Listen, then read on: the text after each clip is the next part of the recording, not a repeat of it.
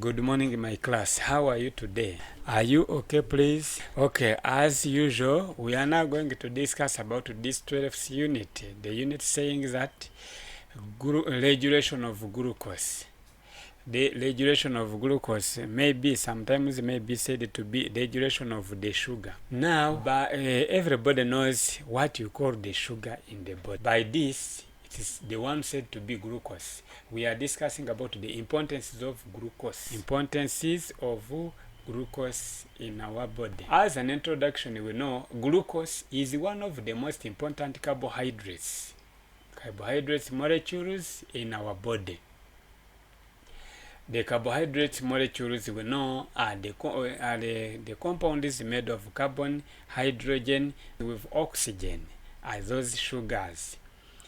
They made of carbon, hydrogen and oxygen. So body requires glucose to carry out some of its most important functions. When saying glucose here, one has to understand the glucose said to be the food we eat. The food we take every time, every day. The glucose is synthesized in green plants from carbon dioxide and water with the help of the energy from sunlight. Okay? Here, these are seems as the conditions for photosynthesis to take place. We know the carbon dioxide is necessary, water is necessary, the energy is necessary, and the presence of chlorophyll in green leaves. That's important also.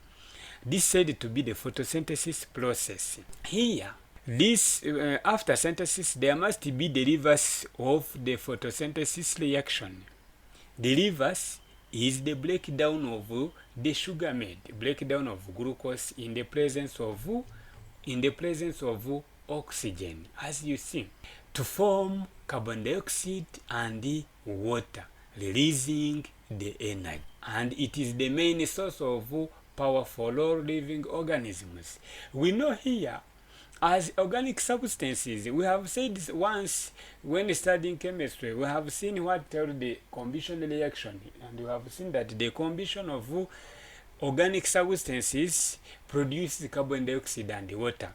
Even this carbohydrate of glucose, when broken down, produces carbon dioxide and water as the energy is produced, and that energy is the one needed by all living organisms for body functions. By this, when the sugar is in excess in a plant, it gets stored in the form of starch, which serves as food for various animals.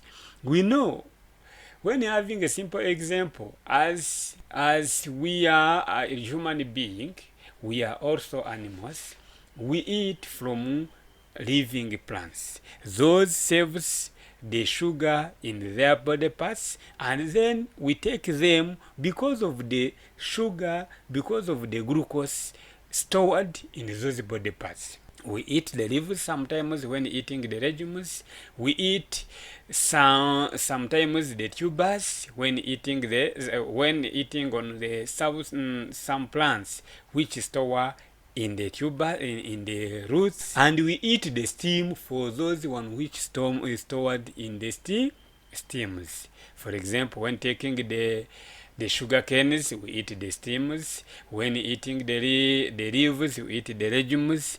When eating the tubers for the plants like cassavas, potatoes, and so on.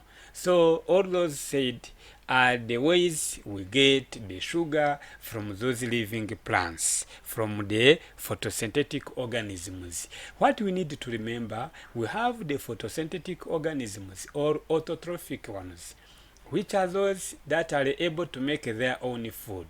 And we have heterotrophic ones, which means the organisms that are not able to make their own food, where one interact with another, one synthesizing the food and another getting the food from the one synthesizing it.